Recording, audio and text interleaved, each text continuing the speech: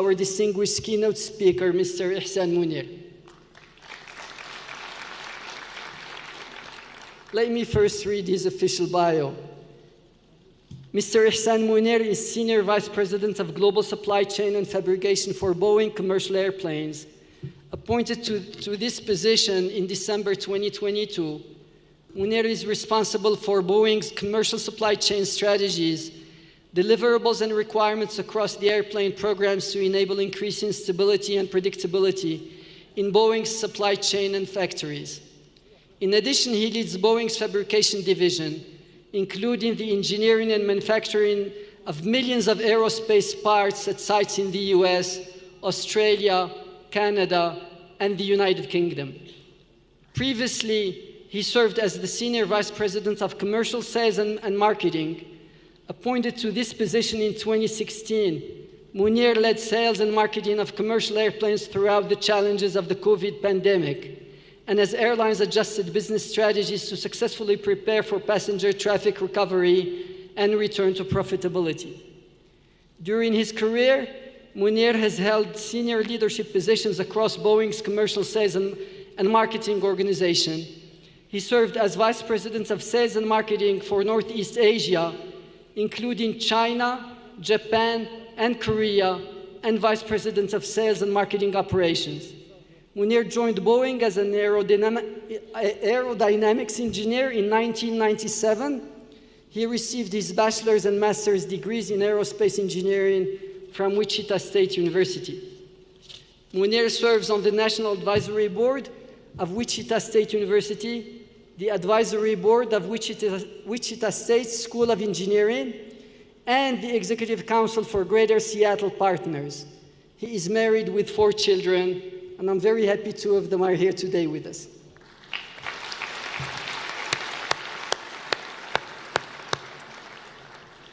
I am no expert in aerodynamics industry, but from the little research I've done, I understand that Ihssane became Senior Vice President of Commercial Sales and Marketing at a time when Boeing's sales had plummeted, and that his performance was impressive for regained Boeing leadership. He's now become Senior Vice President of Global Supply Chain and Fabrication at a time when Boeing is having to deal with challenges related to supply chain and to manufacturing. Industry experts believe that Ihssane is the right person to meet these challenges. I don't know if any of you have noticed, but he is Moroccan.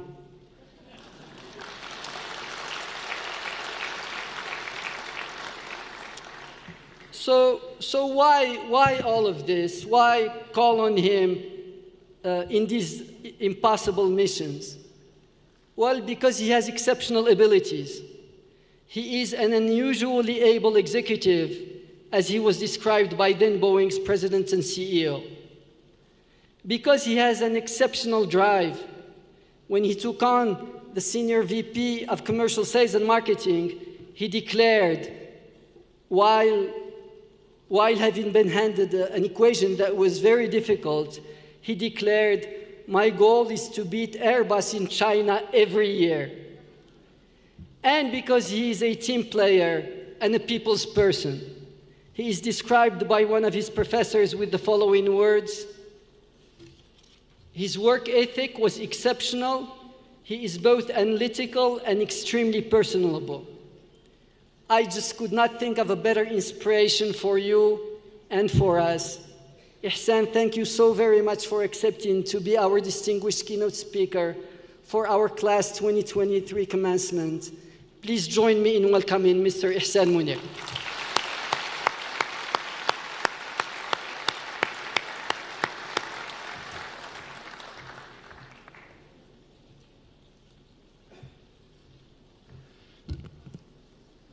Well, with that introduction, I don't know what to say up here now. I think I need to look at a different speech, perhaps.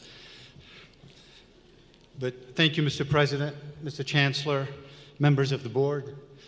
It's quite an honor to be here today for the students. And I'll have to apologize to the audience for doing this in English. Je m'excuse, اسمحوا لي نقولها بالإنجليزية، الكلمة ديالي بالإنجليزية. أنا مغربي بحال اللي قال سي أمين.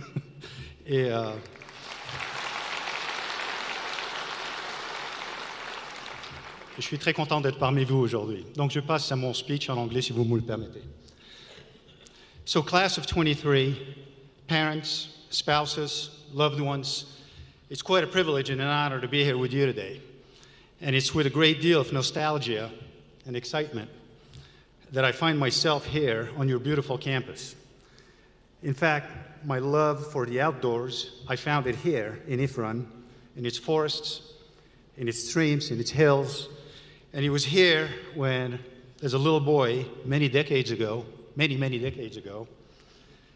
grandfather drove us here every summer for camping and every winter for sledding. So I know Ihssane, and I'm so happy to be back here amongst you.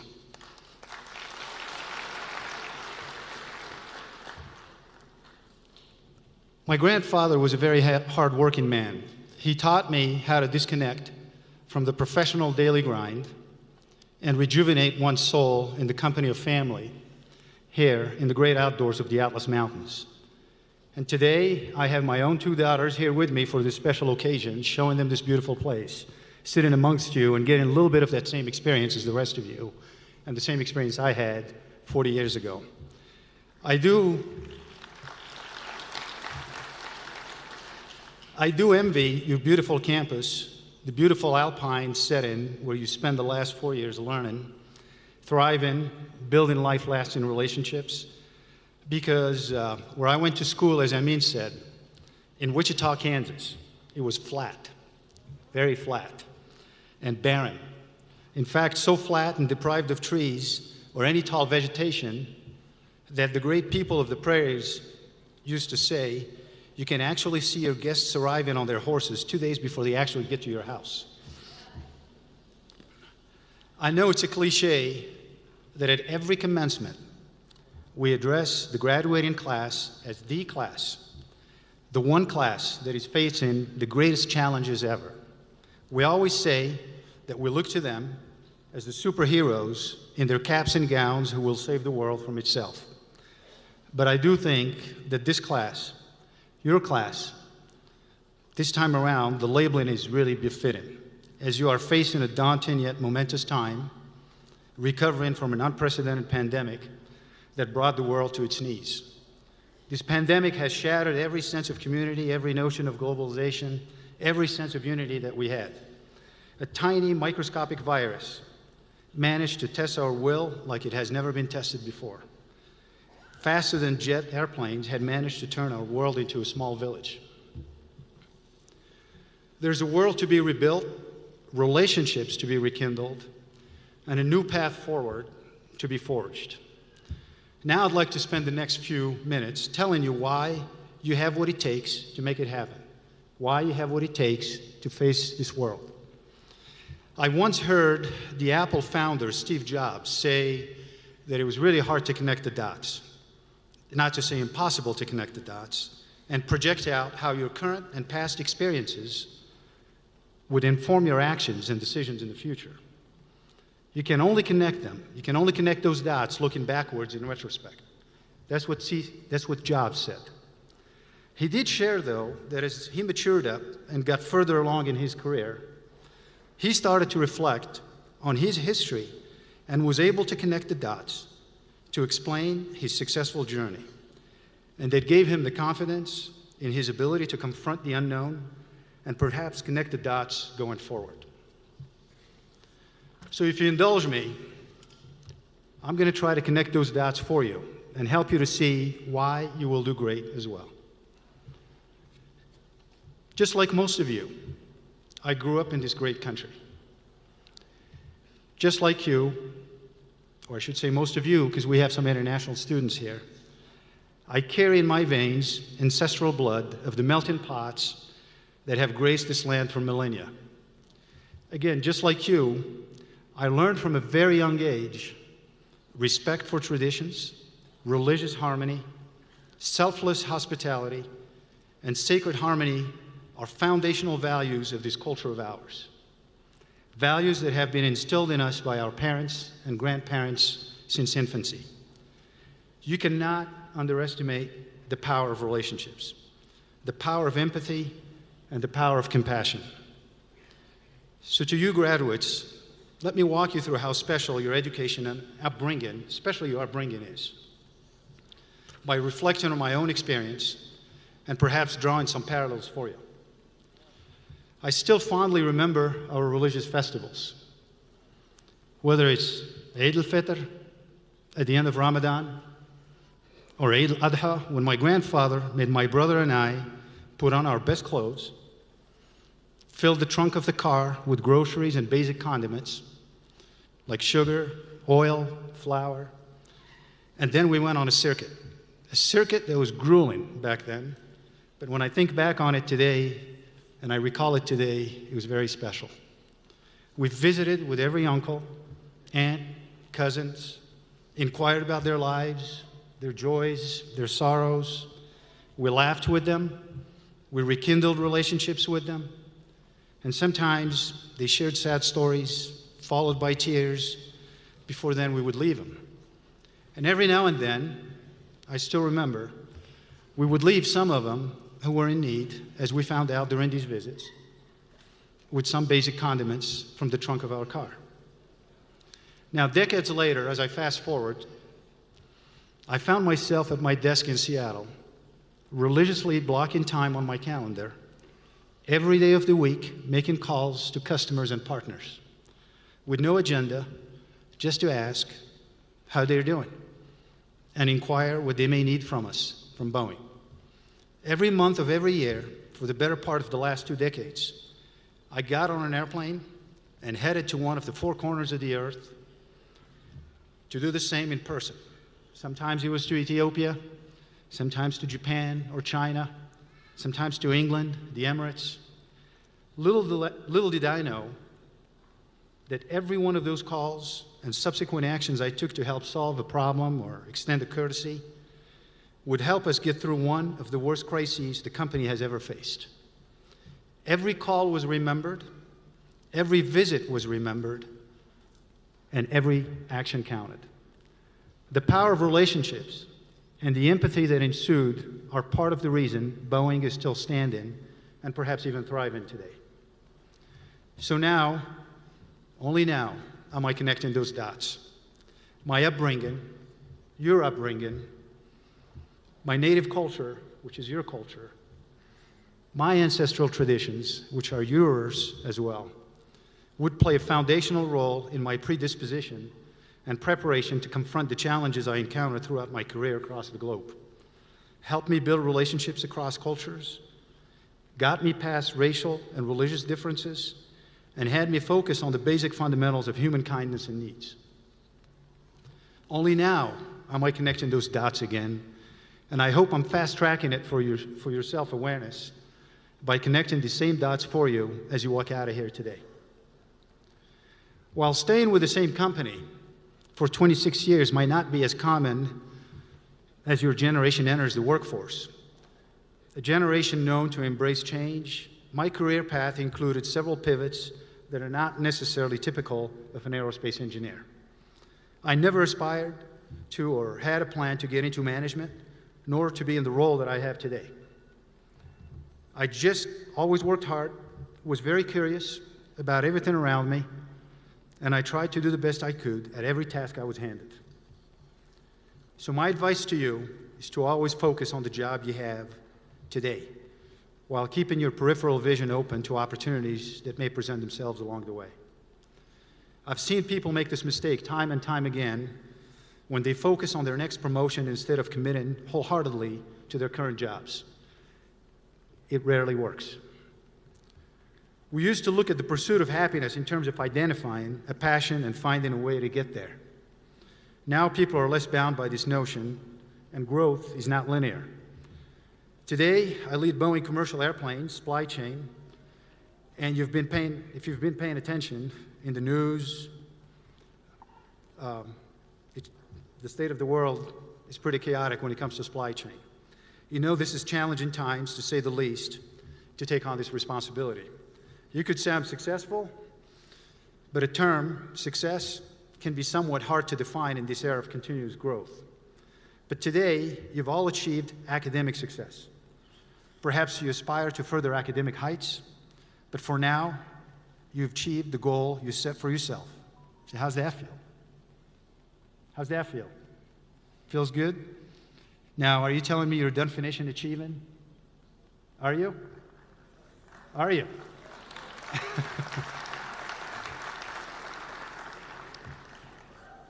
To live a fulfilled life, we're constantly seeking out new challenges, setting new goals. Some we achieve, some we don't. So let me tell you one more story. I once had a sales campaign, a really big one that could have changed the course of aviation history. It was to sell the 747 airplane, or the Queen of the Skies as they know it, to a major and iconic airline. But it never came to be. It never happened. We lost to the competitor. I lost to the competitor, and it was personal. It was a gut punch. It was devastating. I didn't know what to do next, and I thought my career was over. We didn't know what to do next as a company by losing that one.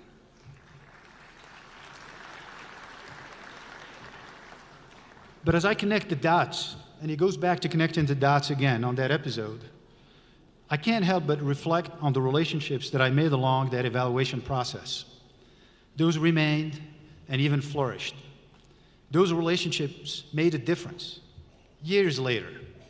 That loss, that big loss that I described, drove us to go back to the drawing board and design an all-new twin-engine airplane, one that will be successful well into the next decades, and far more efficient, one that will be far more efficient than the 747 or the rival that I lost to back then, the 380. That airplane, the new airplane, is the 777X. That same customer, same individuals who handed us our loss to the 380 back then, helped us launch the 777X to make it successful. Again, relationships matter.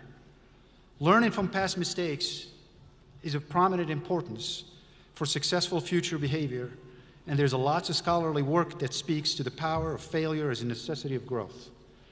But success is just as important, if not more important, in one's development. In particular, there's a neuroscience research from MIT that tells us that success has a much greater influence on the brain than failure. Such a study tested how success and failure contribute to neuroplasticity, which is the brain's ability to change in response to experience. The surprising finding was that success and the rewards associated with it help the brain remember what was done right and store that information for the future. I don't dispute the fact that failure can be a good teacher. It certainly helps build resilience, but let's also look for opportunities to succeed. Trust me, I would not be here in front of you today if my business successes had not far outweighed my failures. So go ahead, decide on a career, select a company to work for, start your own business, whatever inspires you and speaks to your passion, and then rely on your instincts to evolve, pursue a new passion, take a detour from that career in your mind, and see where it takes you. But remember that developing your team, helping them and others around you succeed, is one of the most important, rewarding things you can ever do.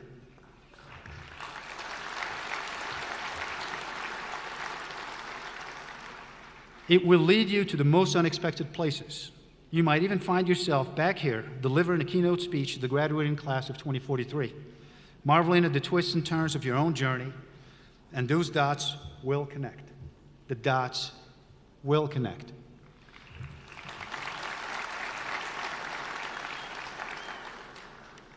We've talked about history, relationships, success, and how they're all connected.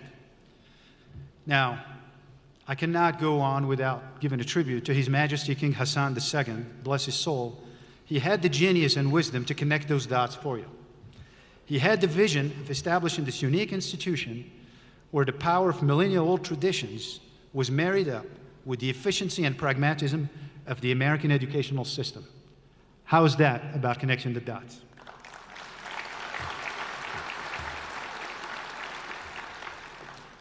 And today, just like 25 classes before you, you are on your way to make a difference in this world, equipped with the gift of this unique upbringing and education.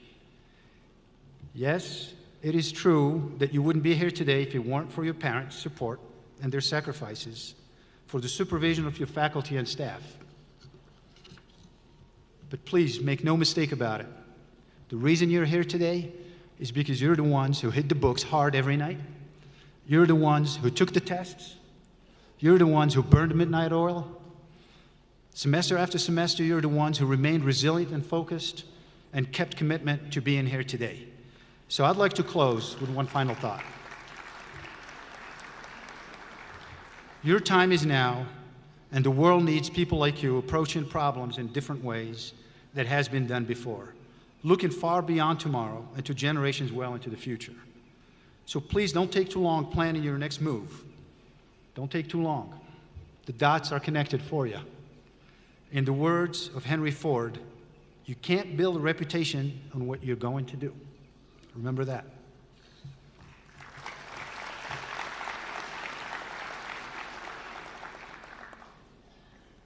I'd like to say a heartfelt congratulations to all of you.